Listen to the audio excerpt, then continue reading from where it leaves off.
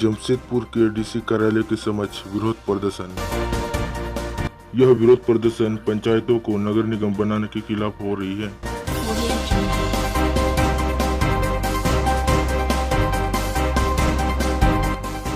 माझी परगना, मानकी मुंडाओं एवं सैकड़ों ग्रामीणों ने उपायुक्त कार्यालय के समक्ष किया प्रदर्शन।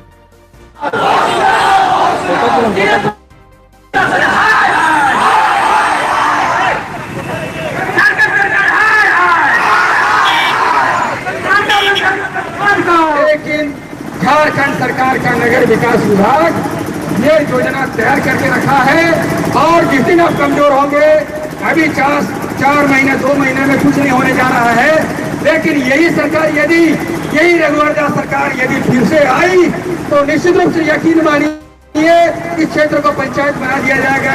आपका जो विप्लव देवघर है उस सबको भी पंचायत बना दिया जाएगा। मतलब नगर निगम में तब्दील करते हुए समय नहीं लगेगा।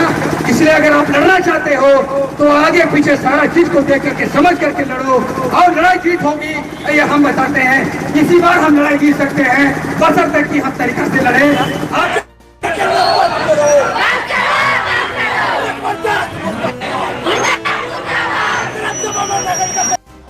जुलूस की शक्ल में पहुंचे प्रदर्शनकारी और की गई नारेबाजी।